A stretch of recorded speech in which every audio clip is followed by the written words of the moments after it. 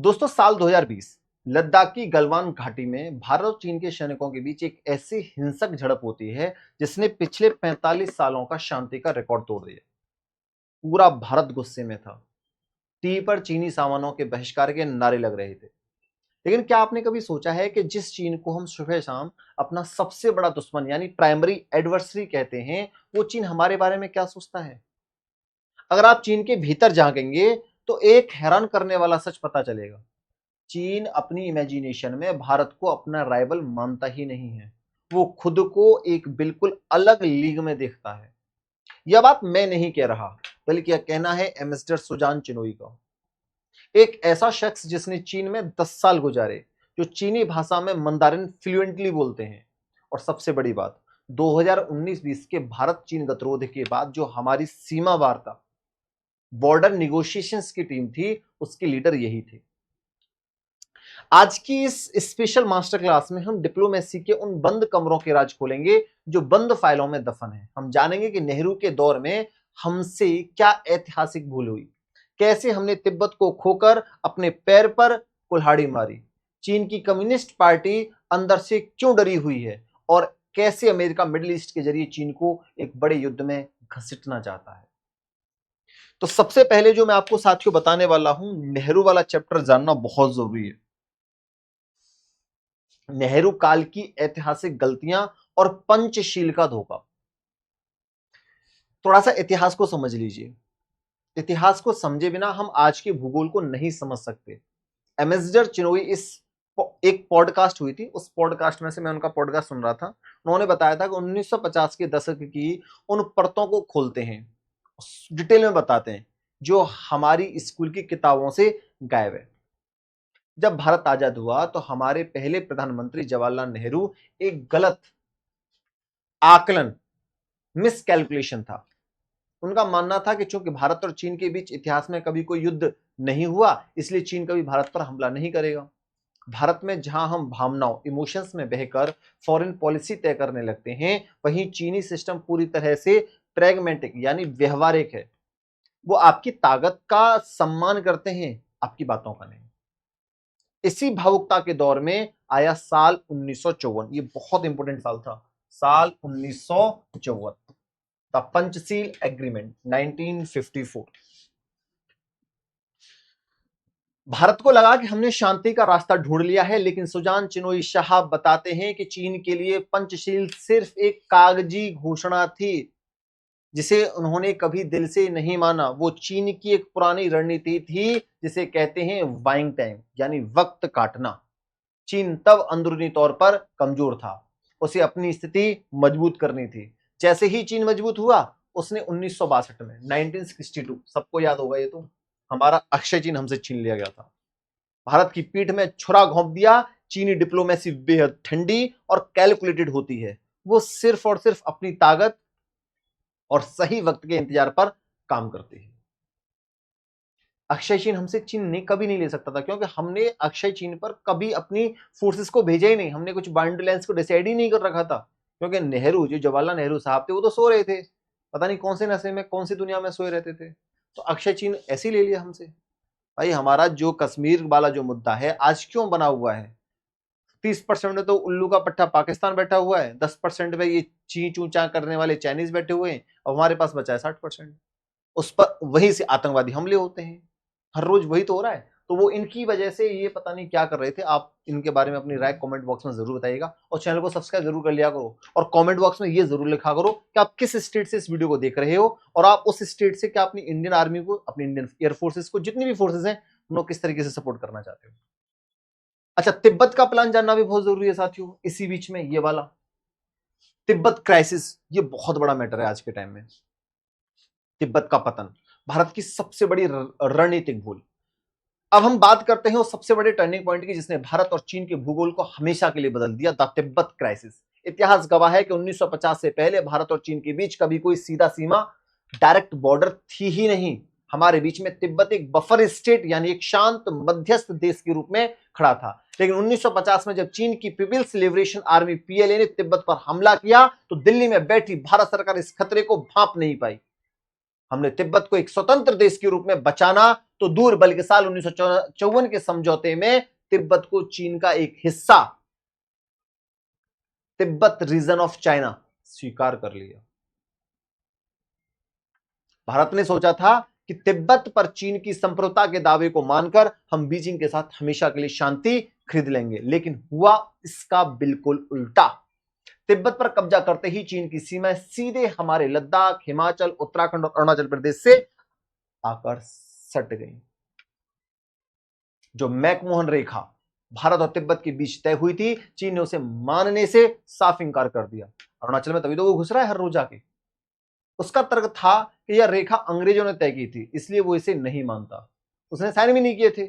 जब 1914 में McMahon line decide की गई थी तिब्बत और भारत के बीच में, उस टाइम पर अंग्रेज थे, तो चीनी राजदूत भी वहां आया हुआ था, लेकिन उसने साइन नहीं किया, इसलिए वो उसको मानते नहीं। वो साफ साफ कहते हैं कि हम मैकमोहन लाइन को मानेंगे नहीं, जो भारत के ऊपर जो अरुणाचल प्रदेश है वहां और चाइना के बीच में, जो तिब्बत के बीच में खींची गई थी। अब तो वो चाइना ने उसको कैप्चर कर लिया ना। और जब 1959 में दलाई लामा को जान बचाकर भारत में शरण लेनी पड़ी, तो चीन आग बबूला हो गया। तिब्बत का यही मुद्दा 1962 के भारत चीन युद्ध की सबसे बड़ी और असली वजह बना। अगर उस वक्त भारत ने तिब्बत के मामले में थोड़ी दूरदर्शिता दिखाई होती, तो आज लद्दाख और गलवान में हमारे जवानों को खून नहीं बहाना पड़ता। 2020 का लद्दाख गदरोध है, गलवान, इसको भी थोड़ा सा समझना बहुत जरूरी है। अब सीधे चलते हैं उस दौर में जिसके गवाह खुद एम्बेसडर चिनोई रहे। 2019 और 2020 में लद्दाख में अचानक चीन ने इतनी आक्रामकता क्यों दिखाई? इसके पीछे चीन की एक पुरानी मिलिट्री डॉक्ट्रिन है, जिसे सलामी स्लाइसिंग कहा जाता है। यानी सीधे एक बड़ा युद्ध मत लड़ो, धीरे धीरे बिना आवाज किए सामने वाले की कुछ कुछ इंच जमीन पर कब्जा करते जाओ, पेट्रोलिंग पॉइंट्स को आगे बढ़ाते जाओ, जब तक कि वो जमीन तुम्हारी ना हो जाए। लेकिन इस बार भारत ने चीन के इस गेम प्लान को फेल कर दिया, और चीन की बौखलाहट की असली वजह थी भारत का बदलता बॉर्डर इंफ्रास्ट्रक्चर। पिछले कुछ सालों में भारत ने, आप यहां देख सकते हो, भारत ने सीमा पर तेजी से सड़कें और पुल बनाए, खासकर DSDVO, डरवक चौक डोलोल्ट वेग ओल्डी करके रोड है, जिसकी पूरी फुल फॉर्म है, मतलब उसको शॉर्ट में बोला जाता है DSDVO रोड। इस सड़क के बनने से भारतीय सेना की पहुंच चीन की सीमा के आखिरी छोर तक बेहद आसान हो गई। चीन ने देखा कि अब भारत को 1962 वाला रक्षात्मक भारत नहीं रहा, बल्कि हम उनकी आंखों में आंखें डालकर सीमा पर बुनियादी ढांचा खड़ा कर रहे हैं। इसी बढ़त को रोकने के लिए चीन ने गलवान में हिमाकत की, लेकिन भारतीय सेना के करारे जवाब ने बीजिंग के होश उड़ा दिए साथी। अच्छा, जब नेक्स्ट बात अगर आप यहां करना जा रहे हो, the real face of diplomacy, एक तरफ है आपके नरेंद्र मोदी साहब और एक तरफ है आपके ये साहब, ये जानना बहुत जरूरी। जब सीमा पर गोलियां चल रही होती हैं, तब बैकग्राउंड में डिप्लोमेट्स का असली खेल शुरू होता है। सुजान चिनोई साहब, जिन्होंने खुद इन सीमा वार्ताओं का नेतृत्व किया, बताते हैं कि डिप्लोमेसी वैसी बिल्कुल नहीं होती जैसी टीवी चैनलों के स्टूडियो में चिल्लाते हुए एंकर दिखाते हैं। बंद कमरों में डिप्लोमेसी बेहद ठंडे दिमाग का खेल है। वहां कोई गुस्सा नहीं दिखाता, कोई चिल्लाता नहीं है। वहां दोनों तरफ के अधिकारी नक्शे लेकर बैठते हैं, एक एक शब्द, एक एक कॉमा और एक एक इंच जमीन के पैराग्राफ पर हफ्तों तक मोल भाव होता है। चीनी राजनयिक बातचीत को लम्बा खींचने में माहिर होते हैं, ताकि सामने वाला थक जाए या दबाव में आ जाए। लेकिन भारत की नई डिप्लोमेसी ने साफ कर दिया है कि जब तक सीमा पर स्थिति पहले जैसी नहीं होगी, तब तक चीन के साथ व्यापार और रिश्ते सामान्य नहीं हो सकते। अच्छा, कम्युनिस्ट पार्टी के बारे में जानना भी बहुत जरूरी है। The real story behind China's fear. Communist party CCP का अंदरूनी डर, और जो शी जिनपिंग साहब है उनका क्या डर है? चीन बाहर से जितना आक्रामक और शक्तिशाली दिखता है, क्या वो अंदर से भी उतना ही मजबूत है? यहां एम्बेसडर चिनोई चीन की कम्युनिस्ट पार्टी के उस अंदरूनी डर को उजागर करते हैं, जिसे चीन दुनिया से छिपाना चाहता है। आज शी जिनपिंग खुद को माओ तसे तुंग के बाद चीन का सबसे शक्तिशाली और अमर नेता बताने की कोशिश कर रहे हैं। ये साहब, उन्होंने राष्ट्रपति पद की समय सीमा को ही खत्म कर दिया, खत्म कर चुके हैं। लेकिन इस असीमित ताकत के पीछे एक बहुत बड़ा डर छुपा है। चीन में कोई लोकतंत्र नहीं है, वहां सिर्फ एक पार्टी का शासन है। चीनी जनता ने इस शासन को इसलिए स्वीकार किया क्योंकि पिछले 40 सालों में कम्युनिस्ट पार्टी ने उन्हें बेहिसाब आर्थिक तरक्की दी। लेकिन अब चीन की आर्थिक रफ्तार सुस्त हो रही है, वहां रियल एस्टेट का संकट है और युवाओं में बेरोजगारी बढ़ रही है। साथियों, सीसीपी को हमेशा यह डर सताता है कि अगर आर्थिक मंदी आई तो जनता विद्रोह कर देगी और उनका तख्ता पलट हो जाएगा। इसी अंदरूनी डर से ध्यान भटकाने के लिए शी जिनपिंग उग्र राष्ट्रवाद, हाइपर नेशनलिज्म का सहारा लेते हैं और ताइवान या भारत के साथ सीमा विवाद को हवा देते हैं। अच्छा, ये तो इनकी अंदर की प्रॉब्लम है। इनकी महाशक्ति, उसको जानना बहुत जरूरी है साथियों। टेक्नोलॉजी, आर्थिक महाशक्ति, सैन्य महाशक्ति, R&D का खेल। अब बात करते हैं उस इंजन की जिसने चीन को दुनिया की फैक्ट्री बनाया। साल 2001 में अमेरिका और जापान की मदद से जब चीन WTO विश्व व्यापार संगठन में शामिल हुआ तो उसकी किस्मत बदल गई। आज चीन एक वैश्विक आर्थिक महाशक्ति तो बन चुका है, लेकिन चिनोई साहब के अनुसार वो अभी भी वैश्विक सैन्य महाशक्ति नहीं है। सैन्य महाशक्ति जैसे अमेरिका है, जिसके दुनिया भर में मिलिट्री बेस हैं और जो कहीं भी अपनी फौज भेज सकता है। चीन की सेना अभी सिर्फ अपने पड़ोस तक सीमित है, लेकिन चीन इस अंतर को पाटने के लिए पानी की तरह पैसा बहा रहा है।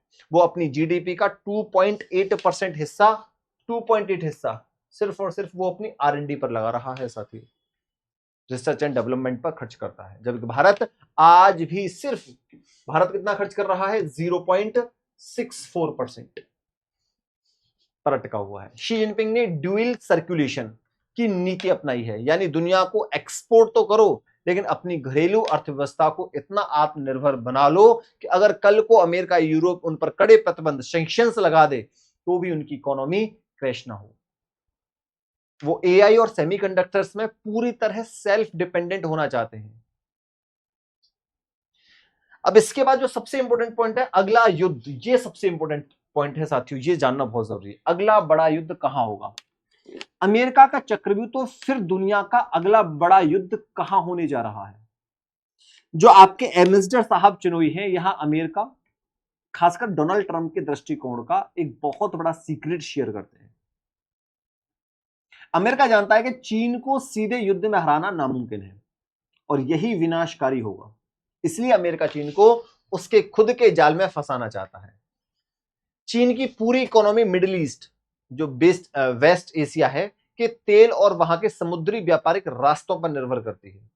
अमेरिका की रणनीति यह है कि मिडिल ईस्ट में चीन के जो प्रॉक्सीज हैं, जैसे ईरान या उसके सहयोगी, उन्हें उकसाया जाए, वहां के माहौल को इतना इन्फ्लेम, उत्तेजित करा दिया जाए कि चीन के आर्थिक हितों पर आ जाए।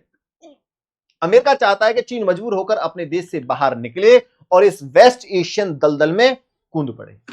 अगर चीन इस जंग में फंस गया तो उसकी आर्थिक रफ्तार हमेशा के लिए धीमी हो जाएगी। यह जियोपॉलिटिक्स का वो शतरंज है जहां मोहरे मिडिल ईस्ट में है, लेकिन मात बीजिंग को देने की तैयारी है।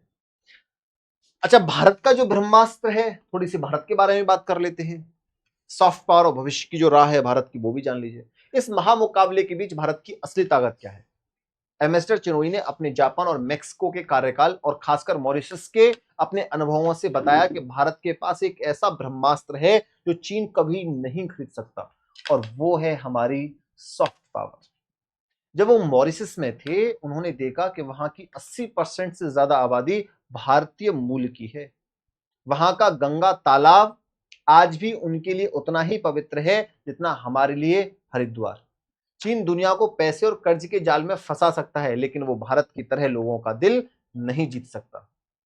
हमें जापान जैसे देशों से भी सीखना होगा जिन्होंने मलबे से उठकर खुद को खड़ा किया। आज दुनिया भर में फैले हमारे प्रवासी भारतीय दुनिया की सबसे बड़ी कंपनियों के CEO हैं और कई देशों की सरकारों को चला रहे हैं। लेकिन इस 45 साल के डिप्लोमेटिक अनुभव का आखिरी और सबसे कड़वा निचोड़ यही है, सिर्फ सॉफ्ट पावर के भरोसे जंग नहीं जीती जाती। और भारत को चीन को रोकना है तो हमें खोखले राष्ट्रवाद और टीवी डिबेट से बाहर निकलना होगा। हमें अपनी कमियों को स्वीकार करना होगा। हमें अपने R&D बजट को बढ़ाना होगा। अपनी मैन्युफैक्चरिंग, मेक इन इंडिया को असल मायने में स्केल करना होगा। और अपनी सीमाओं को अवैध बनाना होगा। चीन एक ऐसा देश है जो सिर्फ और सिर्फ ताकत की भाषा समझता है। जिस दिन भारत आर्थिक, तकनीकी और सैन्य रूप से चीन के बराबर खड़ा हो जाएगा, उस दिन सीमा के सारे विवाद बिना एक भी गोली चले खुद पर खुद सुलझ जाएंगे। आपको क्या लगता है, क्या भारत आने वाले सालों में R&D और मैन्युफैक्चरिंग के मामले में चीन को पछाड़ पाएगा? अपनी राय कमेंट बॉक्स में जरूर साझा करें। अगर यही डीप एनालिसिस आपको पसंद आया हो तो वीडियो को लाइक करें और चैनल को सब्सक्राइब करना ना भूलें। मिलते हैं अगले किसी बड़े भू राजनीतिक विश्लेषण में। जय हिंद, वंदे मातरम। धन्यवाद साथियों।